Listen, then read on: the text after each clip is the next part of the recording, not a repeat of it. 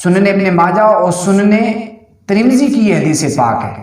حضرت ابو ہریرہ رضی اللہ تعالیٰ عنہ اس حدیث پاک کے راوی ہیں۔ نبی پاک صلی اللہ علیہ وسلم نے ارشاد فرمایا، انسان کو سب سے زیادہ جنت میں داخل کرنے والی چیز وہ فرمایا تقوی اور حسن اخلاق ہے، اور فرمایا انسان کو سب سے زیادہ جو جہنم میں داخل فرمائیں گی وہ فرمایا دو چیزیں ہیں، دو جوفدار چیزیں ہیں، فرمایا ایک منہ اور ایک شرمگاہ۔ فرمایا یہ انسان کو سب سے زیادہ جہنم میں لے جانے والی چیزیں ہیں۔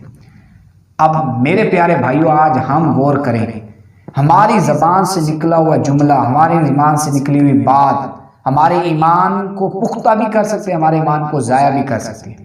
ہماری زبان سے نکلا ہوا یہ بات ہمارے لیے جنت میں جانے کا بھی سبب بن سکتی ہے، ہمارے لیے جہنم میں جانے کا سبب بن سکتی ہے۔ ہماری زبان سے نکلا ہوا جملہ ہمارے لیے عزت کا بھی باعث بن سکتا ہے، ہمارے لیے ذلت کا بھی باعث بن سکتا ہے۔ ہماری زبان سے نکلا ہوا جملہ ہمیں اچھا بنا سکتا ہے، ہمیں برا بھی بنا سکتا ہے، لیکن اس زبان کی حفاظت کرنی ہے۔ آج ہم غور کریں گے، ہماری زبان سے ایسے کئی باتیں جو ہمارے لیے جہنم میں جانے کا سبب بنیں گی، آج ہم نے اس پر غور کرنا ہے۔ بعض کا باتیں لوگوں کے متعلق کر رہے ہوتے تھے، غور نہیں کر رہے ہوتے تھے، اور اس کو ہم انٹرٹینمنٹ سمجھتے ہیں، انجوائے سمجھتے ہیں، اور اس کو ہم سمجھتے ہیں یار یہ خوش طبعی ہے، یہ مذاق ہے، یہ دنیا میں چلتا ہے۔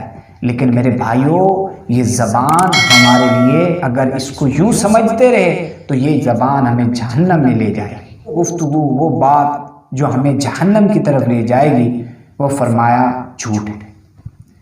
جھوٹ بندے کو جہنم کی طرف لے جائے۔ صحیح مسلم شریف کی حدیث پاک حضرت ابن مسعود رضی اللہ تعالیٰ عنہ سے روایت ہے، نبی پاک صلی اللہ علیہ وسلم نے ارشاد فرمایا، ان الصدق بر وان البر یہدی الجنۃ۔ فرمایا سچ بولنا نیکی ہے اور نیکی جنت کی طرف لے جائے گی، اور فرمایا ان الکذب فجور وان الفجور یہدی الی النار۔ نبی پاک صلی اللہ علیہ وسلم نے ارشاد فرمایا جھوٹ بولنا گناہ اور فسق ہے، اور فرمایا گناہ اور فسق یہ جہنم کی طرف لے جائے۔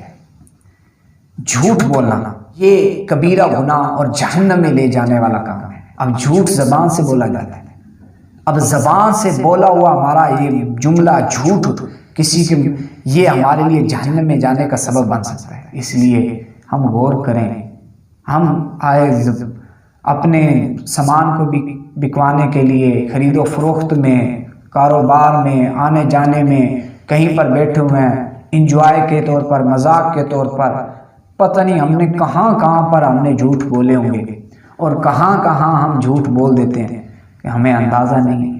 ہم سمجھتے ہیں یار یہ بھی چلتا ہے، یہ بھی دنیا میں ہوتا ہے، ایسے خوش طبعی ہونی چاہیے، مذاق ہونا چاہیے، لیکن مذاق، خوش طبعی، یہ چیزیں انجوائے ہونی چاہیے، لیکن جھوٹ بول کر نہیں، جھوٹ کا سہارا لے کر نہیں، زبان سے جھوٹ بول کر یہ کام نہیں کرنا۔ میرے بھائیوں، یہ جھوٹ ہمیں جہنم کی طرف لے جائے گا۔ اب ہم نے جھوٹ سے بچنا ہے۔ یہ جھوٹ جو بات پر ہم جھوٹ بول دیتے ہیں، یہ بات پر جھوٹ بولنا ہمارے لیے جہنم میں جانے کا سبب ہو سکتا ہے۔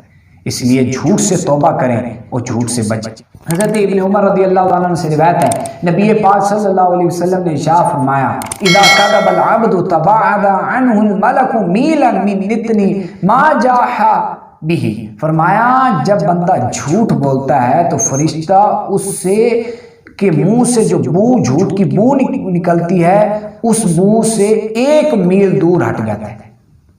اب کتنی بڑی، جب رحمت کا فرشتہ ہمارے ساتھ نہیں ہوگا تو ظاہر سی بات ہے شیطان ہمارے ساتھ ہوگا۔ شیطان کا کام کیا ہے؟ ہمیں گناہوں میں مبتلا کرنا ہے۔ شیطان کا کام کیا ہے؟ یہ جھوٹ بولتے رہیں، یہ جہنم میں جائیں، بس شیطان ہمیں جنت میں جانے کا کوئی مشورہ نہیں دے گا، کوئی ایسا کام ہمارے سے نہیں کروائے گا کہ جو جنت میں جانے کا سبب ہو، جہنم میں جانے کا سبب ہے، کیونکہ وہ کھلا دشمن ہے۔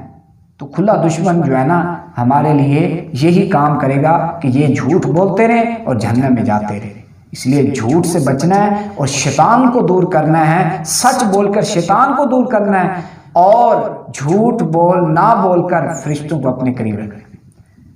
ظاہر سی بات، اور جھوٹ بول کر فرشتوں کو دور نہیں کرنا۔ جب فرشتے رحمت کے دور ہو گئے تو پھر اللہ کا عذاب ہی ہے، پھر ہم پر مصیبت ہی آئے گی، کیونکہ جب پھر برکت نہیں آئے گی، جب فرشتے دور ہو جائیں گے تو پھر ہم پر برکت نہیں آئے گی۔